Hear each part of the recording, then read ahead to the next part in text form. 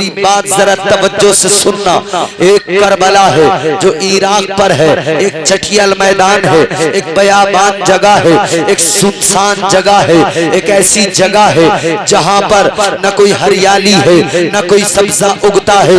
एक ऐसी जमीन है करबला की, एक ऐसी जमीन है करबला की अजीजों, जहां पर तपती हुई रेत, जहां पर जब सूरज अपनी किरणें बिखेरता है वो जमीन सारी उस तपिश के सबब जलने लग जाती है। वो जमीन सारी सूरज की गर्मी से जलने लग जाती है। उस मकाम को करबला कहते हैं। लेकिन उसी करबला का इंतखाब अल्लाह ताला ने फरमाया, उसी करबला का इंतखाब फरमाकर परवरदिगारे आलम ने मेरे आका हुसैन की शहादत की खबर भिजवाई। ताजदारे मदीना की बारगाह में जनाबे बुलबुले सिदरा ने आकर कहा, या रसूल अल्लाह, करबला में आपके नवासे को शहीद किया जाएगा। बात साफ हो गई। वो जो करबला है, उस करबला को परवरदिगार ने चुना है, उस करबला को अल्लाह ताला ने चुना है। अब जुमला मेरा सख्त होगा, जुमला मेरा कड़वा होगा, मगर नाराज ना होना, बुरा ना मानना। इसलिए अजीजों, उस करबला को परवरदिगार ने चुना है।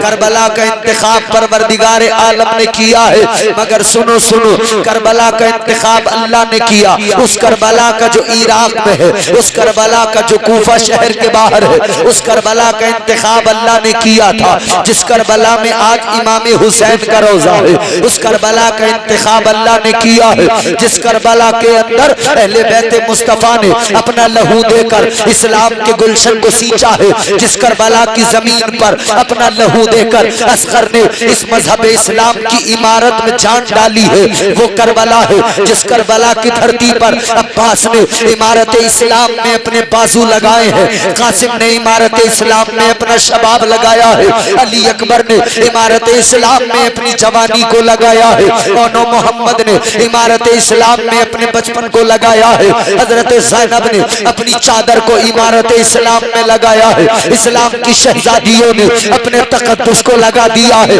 मुस्तफा के घराने ने भूख प्यास सहकर अपनी जानों के नजराने पेश करके इस्लाम की इमारत को तैयार किया है, इस्लाम की इमारत को मजबूती दी है, इस्लाम की इमारत को मजबूत किया है, इस्लाम की इमारत को कुव्वत अता की है। अजीजा ने गिरामी उल कद्र याद रखना, वो करबला है, वो एक है। जिस तरह काबा एक है, उसी तरह वो करबला एक है। अब मैं बड़ा हैरान हूँ, आज हम जाते हैं, हर गांव में हमें एक करबला नजर आती है, हर गांव के अंदर एक करबला है जहां पर हम ताजिया उठा के जा रहे हैं, हर गांव में एक करबला है जहां हम ढोल बजा के जा रहे हैं, हर गांव में एक करबला है जहां हम ताशे बजा के जा रहे हैं। ऐ नवादा के सुन्नी जन्नती गयूर मुसलमानों, ईमानदारी से बताओ, तुम्हारे गांव की करबला में या आसपास के गांवों की करबला में कौन सा दीन बचाया गया है? किसने वहां कुर्बानी दी है? किसने वहां पर अपनी जान का नजराना इस्लाम की खातिर दिया है कि उस करबला में तुमने फजूल मज़ारात बना लिए, बेवजह हुसैन के रोजे बना लिए, बेवजह वहां पर ताशे तबले बजाने लगे। हाँ, याद रखना, ये करबला जो तेरे मेरे गांव की है, ये सिर्फ इस्लाम को नुकसान पहुंचाती है। वो करबला जिसको अल्लाह ने चुना है, उस करबला ने इस्लाम की रगों में, उस करबला ने इस्लाम को जिंदा किया है, उस करबला ने इस्लाम को नई तकवीयत और नई जिंदगी अता फरमाई। सुभान अल्लाह, सुभान अल्लाह। नारे तकबीर, नारे रिसालत, मसलके आला हजरत महफिले जिक्र हुसैन हज़रत अल्लामा मौलाना क़ारी इम्तियाज बरकाती साहब क़िबला।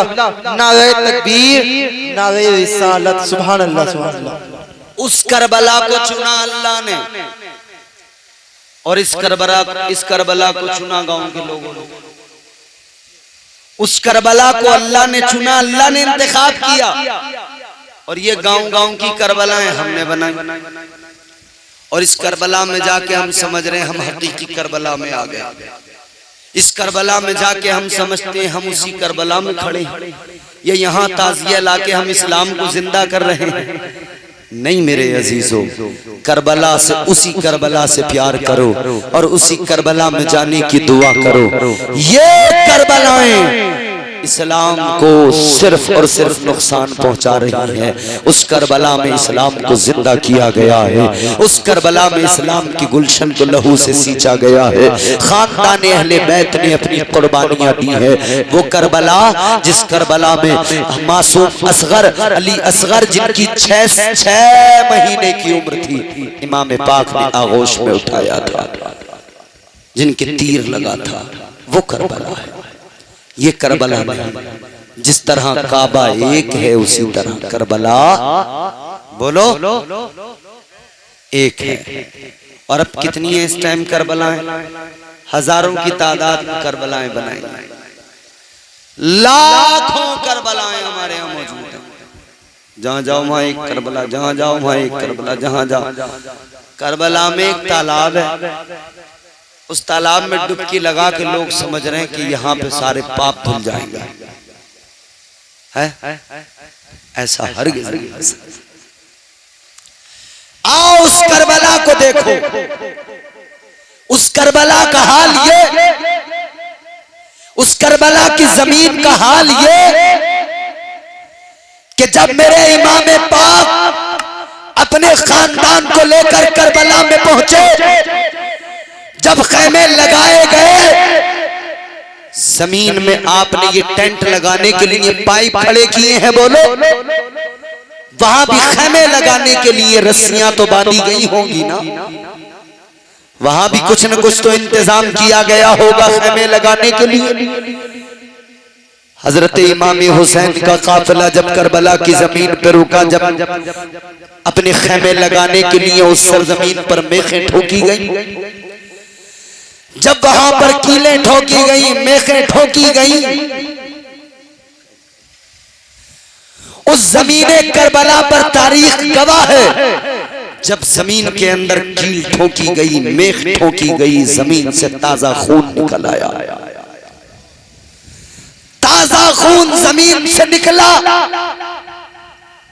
सैयदा ज़ैनब ने कहा, भाई ये कैसी सरजमीन है, जमीन में मेख ठोके तो जमीन से लहू निकलता है, जमीन में कील ठोके तो जमीन से खून निकलता है।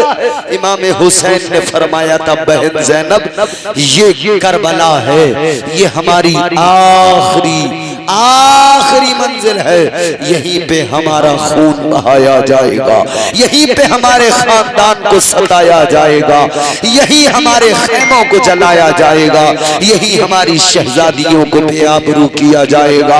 यही वो सरजमीन है जिस सरजमीन पर गुलशन रिसालत के महकते फूलों को मसला जाएगा। यही वो सरजमीन है जिस सरजमीन पर ताजदारे मदीना के गुलशन के महकते फूलों को मसल दिया जाएगा, उनकी लाशों पर घोड़े दौड़ा दिए जाएंगे। अजीजाने गिरामियुल कद्र वो करबला। अब देखो जरा, इधर इमाम ने खैमे लगा दिए, इमाम पाक ने खैमे लगाने के बाद में करबला का मुआयना किया है, करबला का मुशाहिदा किया है। ताजदारे करबला सैयद शुहदा हजरत इमाम हुसैन करबला के मैदान का मुआयना करने के लिए निकले हैं, करबला के मैदान को देखने के लिए। करबला के मैदान में इमाम पाक खड़े हुए कि मैदान का मुआयना कर रहे हैं। इधर इमाम पाक के कानों में एक आवाज टकराई, हातिफ गैबी की सदा आती है, एक गैब से आवाज आती है, हुसैन करबला का मुआयना कर रहे हो, मगर हुसैन ये भी जरा सुन लो। हुसैन के कानों में आवाज आ गई, हुसैन बच जाओ, मैं तकदीर हूँ। हुसैन ने फरमाया, आ जाओ, मैं शब्बीर हूँ। आवाज आई, हुसैन मेरा नाम कज़ा है। हुसैन ने फरमाया, मेरे बाबा का नाम मुर्तजा है। आवाज आई, हुसैन मुझे खुदा ने भेजा है। हुसैन ने फरमाया, मुझे नाना मुस्तफा ने भेजा है। आवाज आई, हुसैन ये करबला है, यहाँ खून बहाया जाएगा, यहाँ खून बहाया जाएगा। इस हुसैन ने जवाब दिया, यहीं पे इस्लाम भी बचाया जाएगा। आवाज आ गई, हुसैन यहाँ गला काट कर नेज़े पे चढ़ाया जाएगा। हुसैन ने फरमाया, यहीं पर कटे सर से कुरान भी सुनाया जाएगा। सुभान अल्लाह, सुभान अल्लाह। नारे तकबीर, नारे रिसालत, मसलके आला हजरत, नारे हैदरी, नारे हैदरी महफिले जिक्र हुसैन अल्लाह मौलाना कारी इम्तियाज साहब क़िबला नारे तकबीर नारे रिस्क। अब नवादा के गयूर मुसलमानों सुस्त लोगों जरा ये जुमले भी मेरे तवज्जो से सुन लो। वो करबला पैर पीछे करके बैठो तब बात समझ में आए। महफिले हुसैन का अदब भी जरूरी है, महफिलों का लिहाज भी जरूरी है। ये ऐसा तो नहीं है कि महल्ले का कोई आदमी किसी दूसरे से बेलिहाज होकर कुछ भी कह जाए। ये कोई महल्ले की चौपाल तो नहीं है जहां पे बैठ के कुछ भी बोल दिया जाए।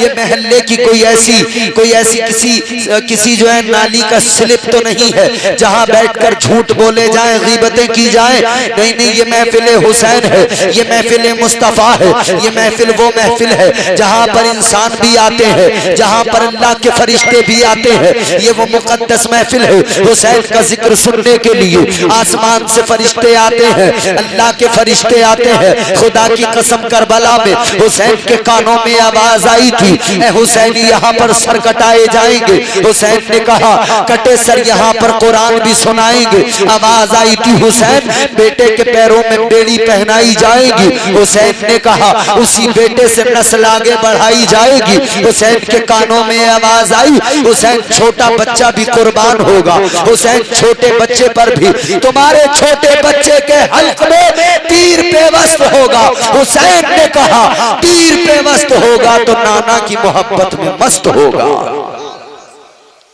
हुसैन करबला के मैदान में मुआयना किया मैदान करबला का। इमाम हुसैन खेमे के अंदर आए।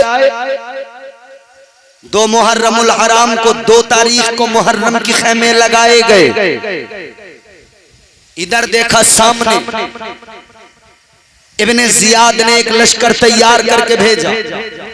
सिपह सालार उमर साद को बनाकर भेजा। उमर साद उधर सामने, इमाम पाक इधर सामने। 2 तारीख से जंग नहीं हुई है, बातचीत चली है। 2 तारीख से इमाम पाक ने फौरी तौर पे जंग नहीं की, क्योंकि इमाम तो जंग करने आए ही नहीं थे। इसीलिए मेरे इमाम ने फरमाया सुनो, मैं जंग करने नहीं आया। जंग करने का इरादा अगर मैं लेकर आता तो वो शहर मुबारक जहां मेरे नाना पैदा हुए मक्का शरीफ, अगर मैं वहां पे चाहता एक लश्कर बना लेता, एक फौज तैयार कर लेता, फिर मैं करबला आता उस लश्कर को लेकर, फिर मैं कूफे पे चढ़ाई करता उस फौज को लेकर, फिर मैं करबला के अंदर यजीदियों के सामने अपनी फौज को खड़ा कर देता। हुसैन ने फरमाया जंग करने नहीं आया, हुसैन ने फरमाया लड़ने नहीं आया। हुसैन ने फरमाया सुनो, अगर तुम्हें मेरा आना पसंद नहीं है, अगर तुम्हें मेरे यहाँ पे आने से तकलीफ है तो चलो कोई नहीं है, मैं अपना रास्ता बदल देता हूँ। तुम अपनी मंजिल पे जाओ, अपना काम करो, मुझे भी जाने दो। मैं अपने अहले खाना को लेकर चला जाता हूँ। जंगलों में जाकर जिंदगी गुजार लूंगा, मैं पहाड़ों में जाकर, मैं सहराओं में जाकर गुजारा कर लूंगा, मैं अपनी जिंदगी कहीं भी गुजार लूंगा। लेकिन उधर यजीदी फौज का सिपह सालार उमर साद था। वो कहता था हुसैन तुम्हें यहाँ पर अगर आए हो तो अब ऐसे जाने नहीं दिया जाएगा। हुसैन एक ही शर्त है, तुम चाहो तो तुम जा भी सकते हो, तुम चाहो तो तुम्हें दौलत भी मिल सकती है, तुम चाहो तो तुम्हें माल भी मिल सकता है, तुम चाहो तो तुम्हें ओहदा भी मिल सकता है, तुम चाहो तो तुम्हें सरवरी भी मिल सकती है, तुम चाहो तो तुम्हें खजाने भी मिल सकते हैं। हुसैन ने फरमाया सुनो, हमें खजानों की जरूरत नहीं, इसलिए कि हमारे नाना के सारे खजाने हैं। हम जहां ठोकर मार दे खजाने निकलने लगेंगे, हम जहां ठोकर मार दे जमीन सोना उगलने लगेगी, हम जिधर ठोकर मार दे बंजर जमीन भी अल्लाह की बनाई जमीन चाहे वो बंजर क्यों ना हो, बंजर जमीन पे हम ठोकर मार दो, खुदा की कसम सब्जा उग जाएगा। हुसैन ने फरमाया बात दौलत की नहीं है, बात इख्तिदार की नहीं है, बात सरवरी की नहीं है, बात दौलत की नहीं है। आका हुसैन ने फरमाया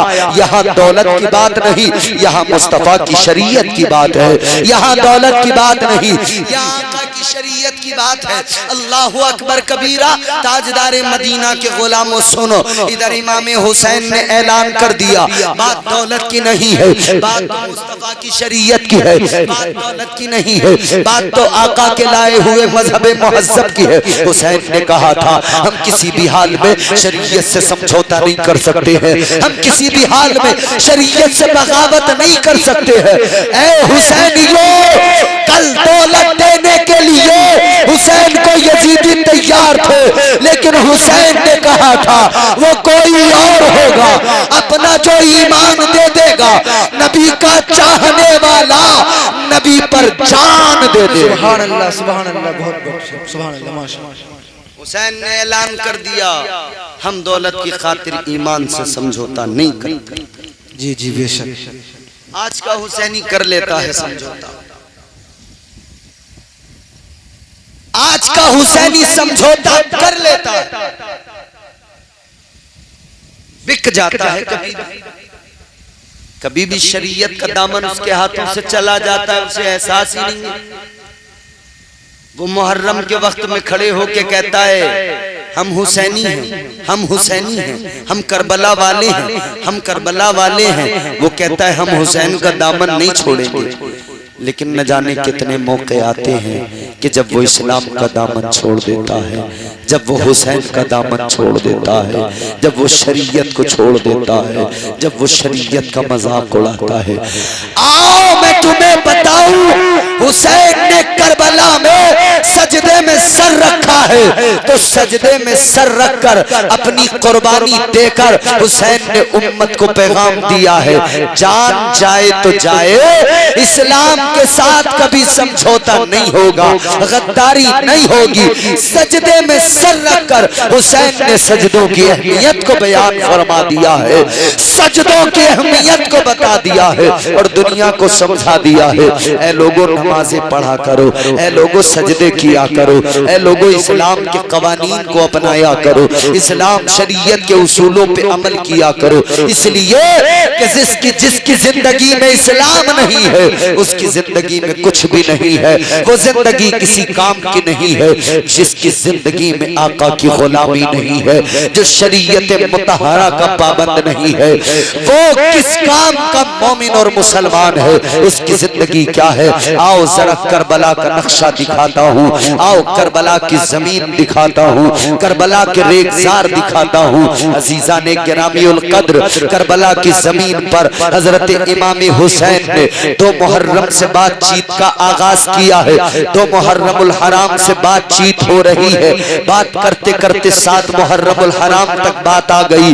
रातों को मीटिंगें हुई हैं, रात के अंधेरों में बैठकर सुलह के रास्ते निकाले गए हैं, लेकिन सुलह का रास्ता न निकल सका। अजीजा ने गिरामीउल कद्र एक बार तो निकला था रास्ता और लगता था कि सुलह हो जाएगी। हजरत इमाम हुसैन है, उधर उमर साद है, दोनों ने बैठकर बातचीत की है। इमाम पाक ने फरमाया है ए उमर साद सुन ले, अगर तुझे मेरा आना गवारा नहीं है, अगर तुम हमारी जान के दुश्मन हो, अगर तुम हमारे खून के प्यासे हो, तो क्यों हमारे खून से अपने हाथों को रंगना चाहते हो, क्यों अपनी आखिरत को बर्बाद करना चाहते हो। हुसैन ने फरमाया था सुनो, तुम तो एक लश्कर के सिपहसालार हो, तुम्हारा मेरा कोई झगड़ा आपसी नहीं है, तुम्हारी मेरी कोई रंजिश नहीं है, तुम्हारी मेरी कोई लड़ाई नहीं है। हुसैन ने फरमाया था एक काम करो, मुझे यजीद के पास ले चलो, यजीद के दरबार में ले चलो, यजीद के दरबार में यजीद होगा मैं होगा,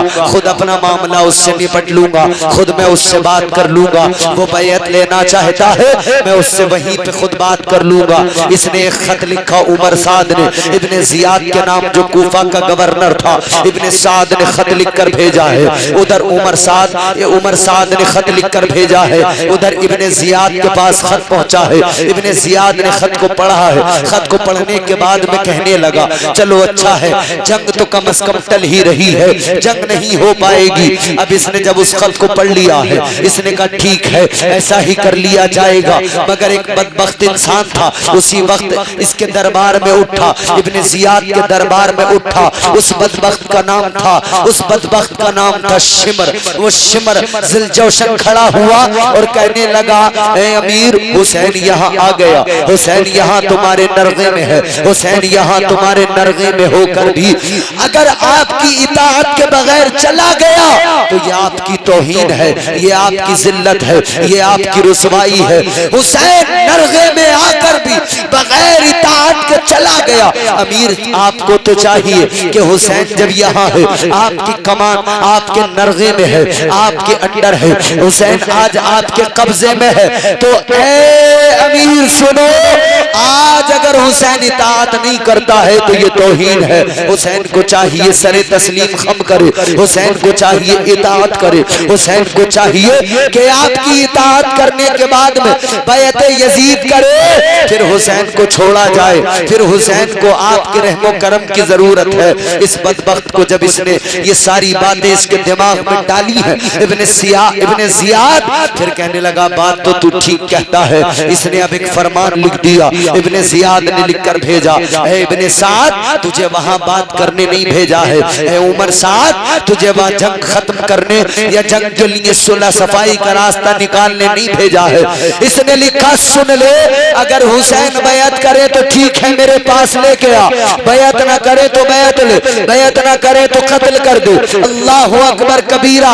और इसने लिखा, अगर तू ये नहीं कर सकता है तो तू ओहदा छोड़ दे, सिपह सालारी छोड़ दे, शिमर को सिपह सालार बनाया जाएगा, तू वापस चला आ। अभी से माल दौलत का लालच था। इब्ने साद ने जब उसको पढ़ा है, उस पैगाम को पढ़ा है, इब्ने जियाद के फरमान को पढ़ा है, तो इससे कहने लगा, बदबख्त, मामला टल गया था, जंग टल गई थी, मगर तूने फिर जंग के हालात बना दिए, मगर तूने फिर लड़ाई के हालात बना दिए। अब इब्ने साद ने खत को रखा, कहने लगा, अगर बात ऐसी है तो हुसैन से बैअत यजीद लूंगा। कहने लगा, अगर बात ये है तो हुसैन से हर हालत में बैअत यजीद लूंगा।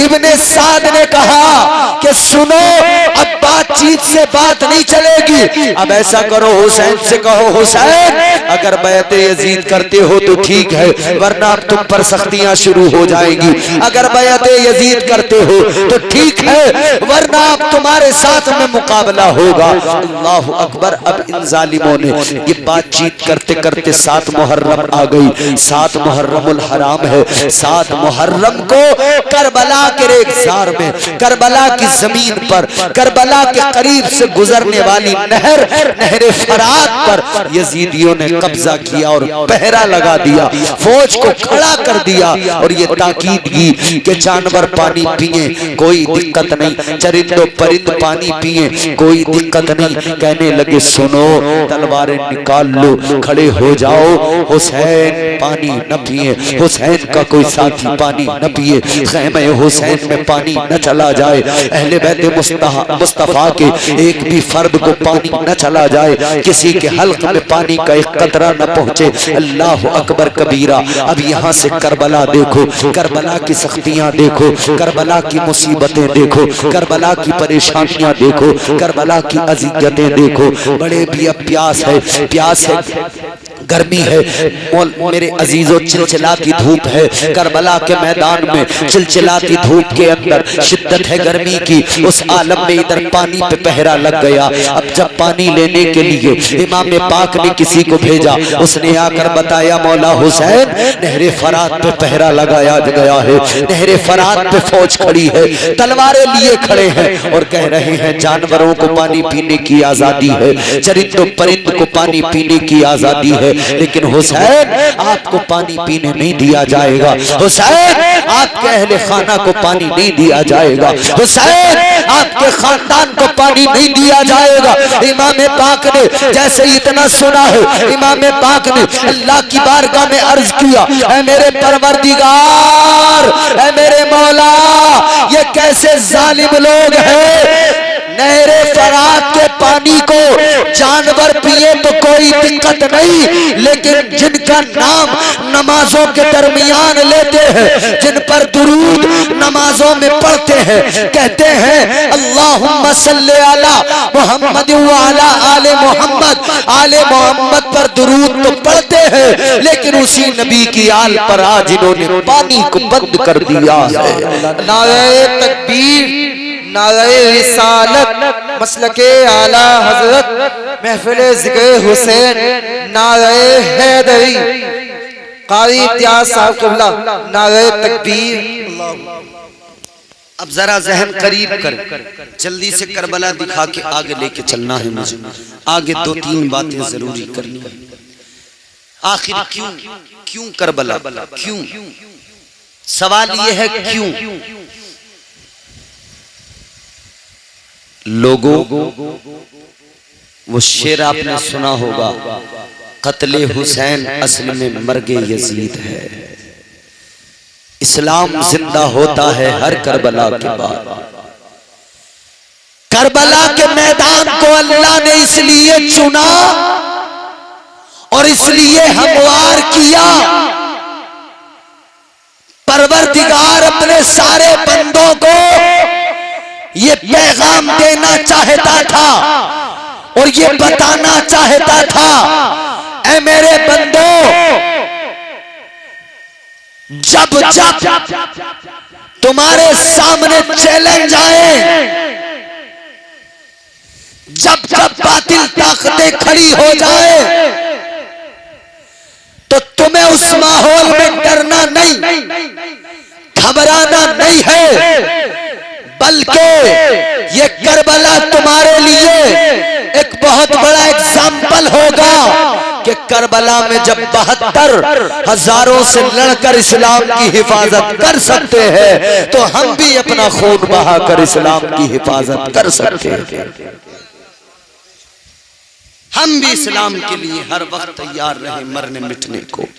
आज दुनिया हैरान, दुनिया इस तारीख के सफ़े को जब देखती है, इन इबारतों को देखती है, तो जमाना देख के हैरान रह जाता है कि क्या लोग थे वो।